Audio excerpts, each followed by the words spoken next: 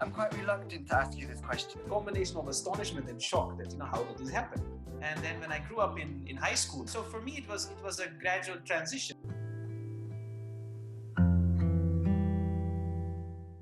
My name is Ravi Valentine, and today, as promised, I have a very, very special guest.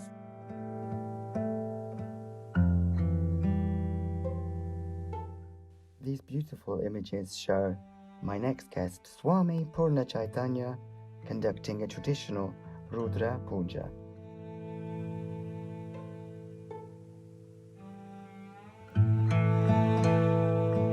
Swami, how are you doing? Welcome to the broadcast. I'm doing great, Ravi. Thank you so much. If you can just explain who you are in your own words and maybe tell the audience a little bit about your name, because it's quite unusual. Basically, in a nutshell, like you said, my name is Swami Purnachaitanya. This is not the name I was born with. It is a name that I was given when I became a Swami, which means like a monk of the Vedic tradition, the Hindu tradition. I was born in the Netherlands, born and brought up. That time my name was Alexander. Was in some ways the usual kid, in other ways maybe a little less usual. Because when I grew up at home, even when I was small, once a week we used to sit together with my parents, my brother, and we used to meditate for a short while. Because my parents had learned meditation in their university days. They, I guess you can say, were spiritually inclined. So when a friend of theirs told them that there's a meditation course that is going to happen, a retreat, they joined, they loved it, and they started practicing meditation. They became vegetarian, which was also quite uncommon those days. So when we were born, we were raised up with that element. I mean, of course, we still watch Star Wars, we played football, you do all the usual stuff. Yeah. But this was one aspect which was not so common amongst my friends, at least. And I used to love doing martial arts. I was very much drawn to the Eastern traditions. Anything that, had something to do with, so even like if you see a Buddha statue or some appeal to me. And then when I grew up in high school, when I had a chance to learn more about the different traditions, different philosophies, religions, somehow the philosophies of the East were more appealing to me because it seemed more practical in a way. Like if you read some of the Western philosophers, the Greek philosophers or Nietzsche, or it's nice, but it felt more like an intellectual kind of exercise, while the East seemed much more integrated with life, much more practical. And I have a little bit of Eastern blood, you can say. My mother was born in India and half Indian herself. Her father was from India.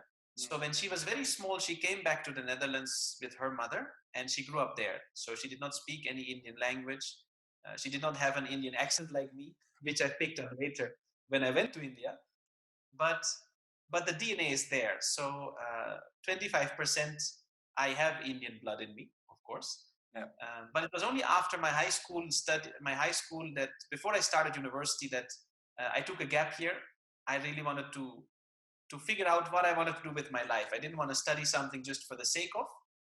So 6 months I worked, earned some money, traveled to India. I decided I'd go to India, visit my grandfather, see more of this magical country, and spend 3 months there.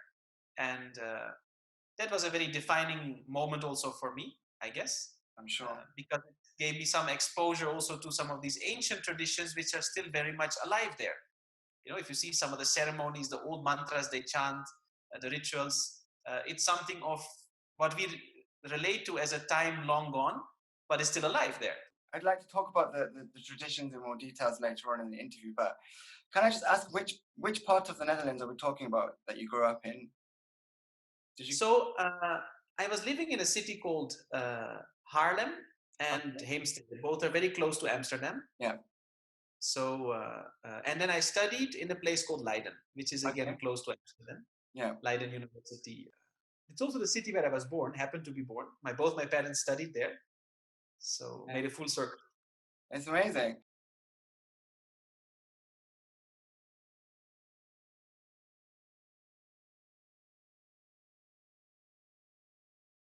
I kind of know a bit about your history, really, only from kind of listening to your interviews and also by interviewing you previously on my Instagram TV. But I know that also your parents divorced.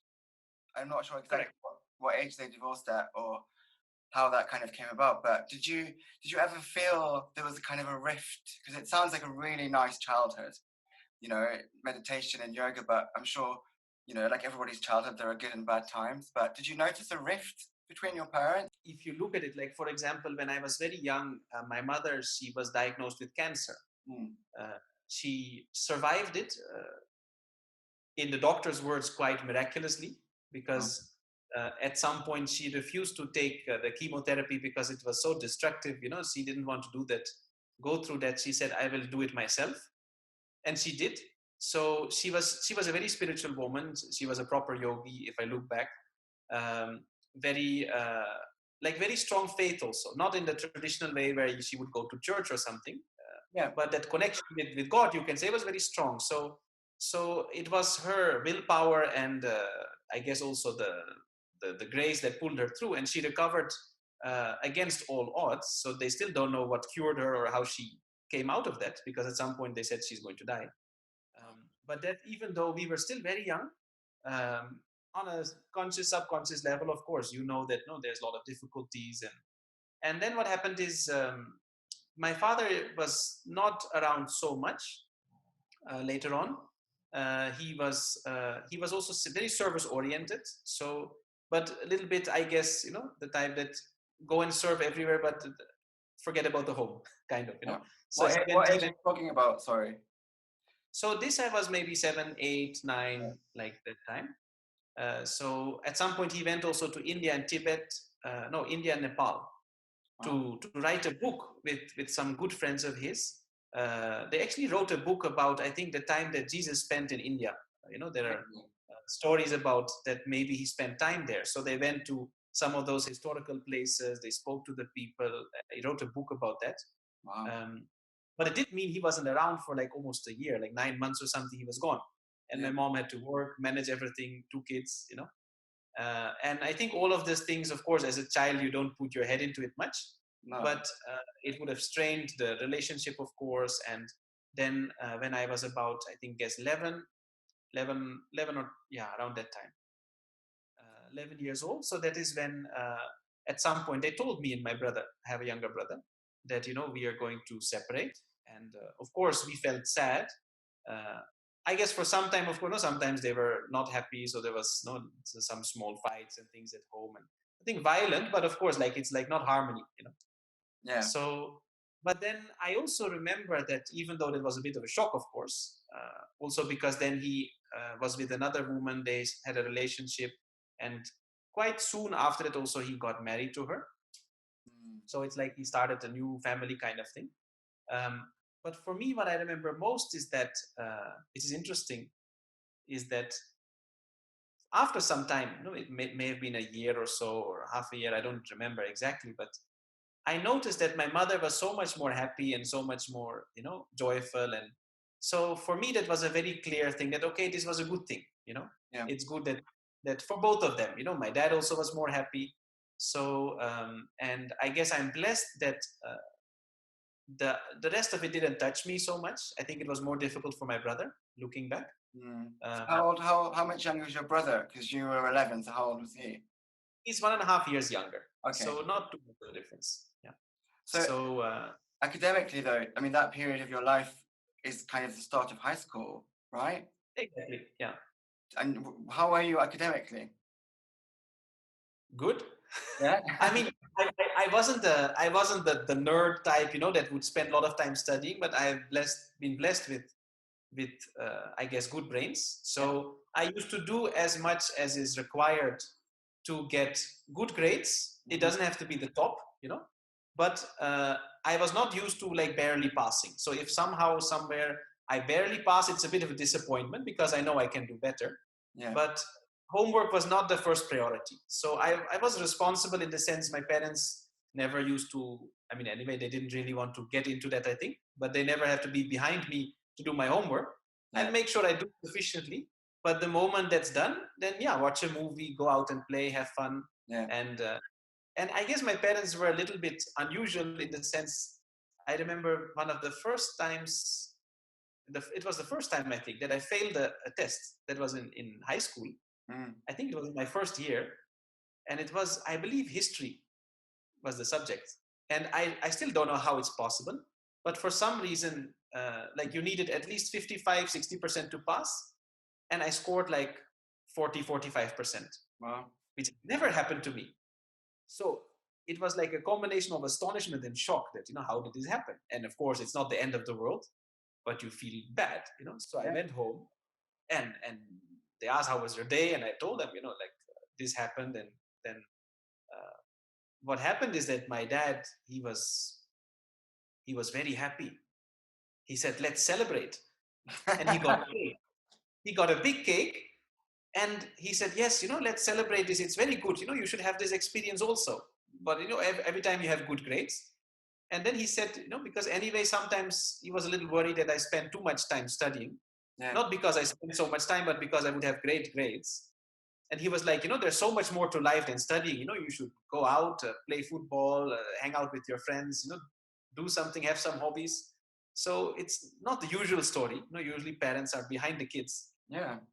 But he was like, no, this is just, it's like a formality. You have to do it, but life is so much bigger, So that way, it's these small things that I'm very grateful for to get that kind of upbringing, that you look at life from a much broader angle. Yeah. Do you remember the topic of the test that you took? Obviously, history. Honestly, no. Yeah. No? But I don't remember much anyway from the things I learned in school, I think. No. I mean, most of it is anyway not very relevant. Yeah, I don't think many people do, to be honest. Yeah. The only thing that I remember is French, being really interested in that. But anyway. I actually got interested in French only later when I met a beautiful girl from Switzerland. Yeah. During the classes, I wasn't really interested. That's so good. Beautiful girls tend to have that effect, no? We'll get to that later on. So you were 19 years old, and you moved to India, right? I didn't move yet. I went there for a trip. 3 months. I traveled to India. Yeah. So basically, the question that I'm going to ask you is, you can talk a little bit about your decision. That decision is a huge decision, a huge commitment to make a vow, such as one that you've made. But what really are the conditions of the vow? What things are completely forbidden? What things, how does it manifest itself in your life, and how did it start? So to give it a little bit of a context, even when I was young, if I would think about what do I want to do in life or where do I see myself, I would always picture this life, I guess, like a monk, even though I didn't have that label. But I would see, think of a life where you roam around the world with very few belongings. Even in my study, my high university days when I was studying, I had a small apartment, in another city. So I would love that, like minimal belongings, keep it more empty, sleep on the floor, put your mattress on the floor, a Japanese style. So I guess those impressions were anyway there, that kind of lifestyle.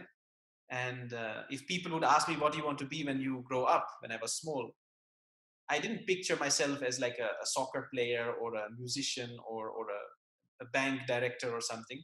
I would picture myself sitting in the park, having retired, and just looking at the world go by and just, like be a witness. So I was looking forward to retirement, not to work. And I guess, renunciation is like the biggest type of retirement. But then what happened when I met my master, Gurudev Sri Ravi Shankar, that was in a public talk in Amsterdam, actually. He had come there to give a public program. And we came to know about it. So my mother one day told me and my brother that there is a spiritual master, an enlightened master is coming to Amsterdam for a talk. Would you like to go? And we said, of course, we want to. I've never met a master, living master. It sounds like, like we've seen Star Wars and all that. So, I was like, I want to see that. Yeah. And that meeting had a very profound effect on me. Like seeing him in all his simplicity, there was such profound wisdom, and the things he said and his whole presence, the way he carried himself. So for me, it was like, I was looking for something authentic. I was doing different martial arts. You read some books about Zen and God knows what. But for me, I was looking for something alive, something authentic, that not just on the pages of a book, but that I can feel, I can interact with. And the whole concept of a master had always appealed to me.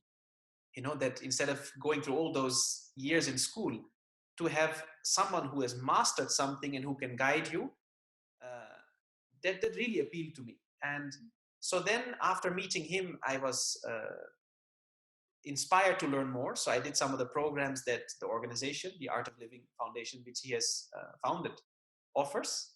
So in the Netherlands, then I went to Germany also to do some international programs. And over the years, that gave me not just an introduction to the wisdom of the East, and especially the Vedic tradition, also the practical techniques like the breathwork techniques, the pranayamas, the meditation, and the other wisdom which he shares about from the scriptures and all that. But it also gave me a platform to be useful, which was also always there in me, that you want to contribute something to the world. I didn't have a future vision where I said, okay, I want to earn a lot of money so I can have a nice house. I used to think, okay, how can I help more people? So because there's a lot of service activities, I felt, oh, this is a beautiful platform. And I decided after completing my university studies to go there to India, where we have the headquarters of the foundation in Bangalore, in the south of India. Because for me, it was a chance to experience what that kind of life is like. Like when I'm studying, I was already working. You have a job on the side, you have to pay your bills, you have to pay your tuition fees. Like, my mom wasn't able to, so I had to pay all those things myself, which I happily did. But I know what it was like to have a job, to go to office, to do all those things. I thought, let me see the other side also. So I went there with the idea of going there for maybe 1 or 2 years to dedicate my time as a volunteer there, to contribute to the projects, to complete my training to become an instructor, a trainer also for some of the programs that they offer. And also to see if I could learn something more about these Indian traditions, because we have a school there where the boys are trained as pandits, as priests. So they learn all these ancient mantras. And so I thought maybe if I'm lucky, I can, sneak into one of those classes and learn some of that as well. Yeah. And what happened is after that first 2 years, I came to that point where I had to decide that, okay, that 1 or 2 years is up. Now am I going back? But then I thought, what am I going back to? My family is taken care, my mother, my brother, my father. So I don't have to take care of them. And I couldn't see myself going back to a 9-to-5 job, spending most of my time earning money to pay my bills, and then maybe having a little time in the weekend or in the holidays to do the things or live the life that I really want to live. And I was fortunate to find such an opportunity where I was able to do that full time. So then I said, what the heck? Some of my friends may be wondering that, what's wrong with you, because you have a nice job here, you have all the comforts. Why on earth you want to go and stay in some ashram in India? But for me, it was like, this is what I'm born to do. I felt so much at home that I decided to stay on. And once in a while, I would go and visit my family, all the grandparents, uncles, aunts, so like once a year, once in 1.5 years, make a trip to Europe. But then I stayed on in India, and I started traveling there, getting involved with the projects, heading some of the projects. Yeah. And then my master started sending me to other countries as well. And somewhere along those lines, along the way, there came a moment where he gave me this opportunity to become a Swami, which means basically a monk, which you have to be initiated by a master. So he had a few Swamis already, but all were from India. So I never knew that as someone from Europe, that is a possibility for me. And I never asked him, he never asked me. But at the same time, if I look at my life then and now, there is hardly any difference, because I was already living that life of dedication. I was living a very simple life because that's who I was. So what many see as a big renunciation, that, oh, you had to leave all these things, for me was just who I was. I didn't have to give up maybe, alcohol or a non-vegetarian diet, or and when it comes to like relationships, for example, because a Swami, it's a lifelong commitment. So you say, I dedicate my life to serve the world, to be useful to the world, to the people around me. And traditionally, that's only done also when you have completed your personal responsibilities, which is a very beautiful concept. So it is not that, okay, somewhere your parents need your help and you're not around, but you're serving everybody else. Yeah. So, but then in my case, I guess because my master knows my parents, they know him, they've also met him so many times. So I guess everybody knew where everybody was. So he never even asked, but at some point he gave me that opportunity. And for me, it was just a huge blessing that he found me worthy of that. So then, yeah, it is a lifelong commitment, as you were asking about the rules or is a commitment. Sorry to interrupt you, but you just said that he didn't ask you and you didn't ask him, but how did it come about? How did it actually... he started giving me more and more responsibilities, some of which are normally given to his swamis, you can say, this type of disciples, and then there was a meeting, where sometimes he would sit with them and give them specific instructions or guidance, and then I was also invited for those meetings. So I thought, okay, maybe it's because he's allowing me to do some of those activities, like represent him in certain forums or perform some of these Vedic ceremonies. Yeah. Because he's a renowned humanitarian, he's a world leader, but he's also a spiritual master to millions of people. He's also a guru. So to represent him in that aspect, you need to be a certain type of disciple. He cannot just send anyone.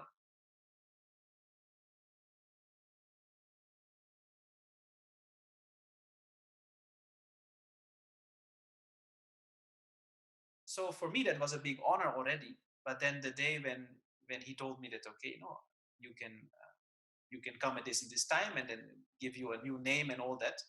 For me, that was like, even though it looked like it was going in that direction, I never knew that was a possibility until it actually happened. And like I said, many of these so-called rules were anyway part of me. And I think that's also the beauty of having a living master, because there are many traditions, and once the tradition is set, it will carry on.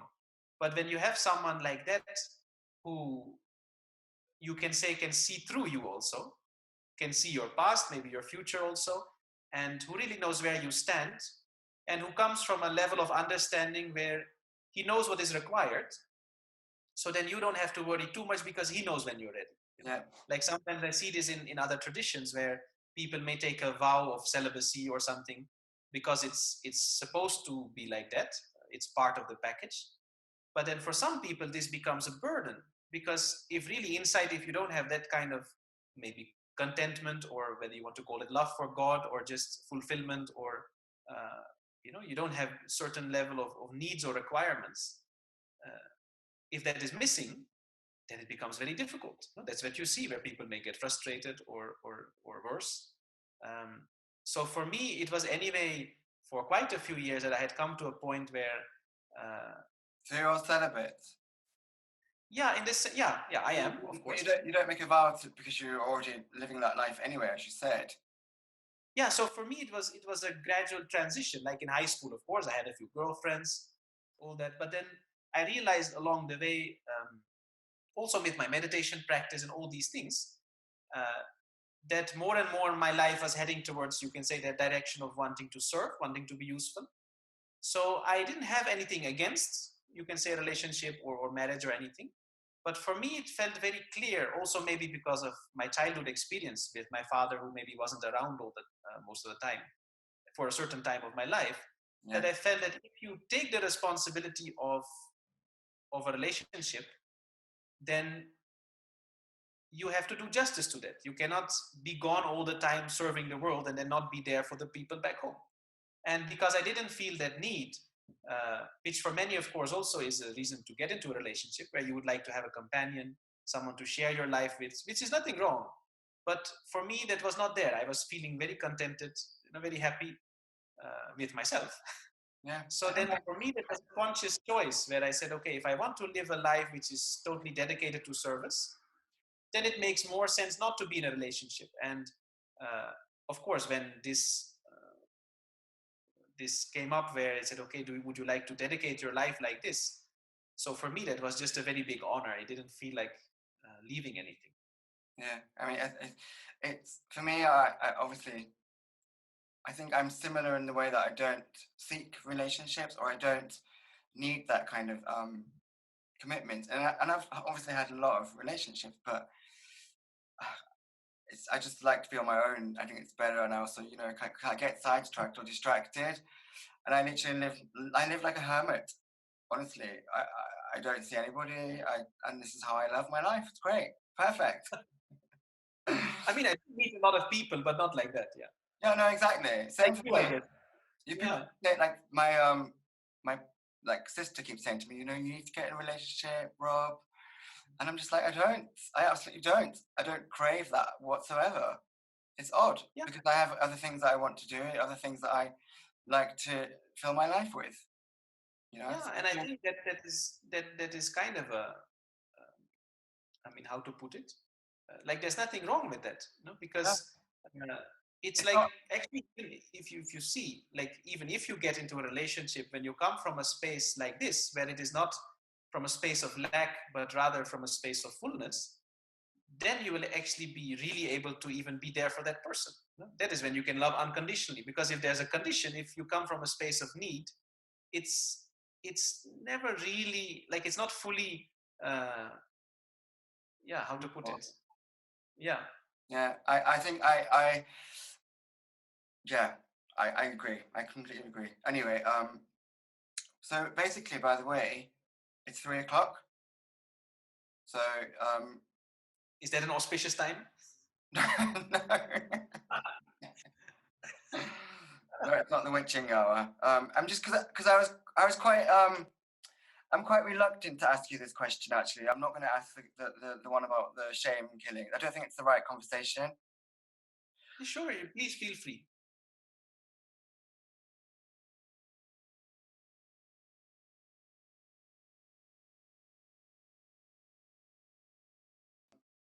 I'm quite interested in, you know, this particular tradition. Also, I don't want to talk about myself too much because the interview is about you, but I'm somebody who also is very drawn to the East. And, you know, that's why I lived in Turkey for over 10 years and I learned, you know, anyway. But if somebody like me, or, you know, if somebody was interested in already kind of lived a similar life, like I do, Buddhism, by the way, is the, you know, the thing that I practice.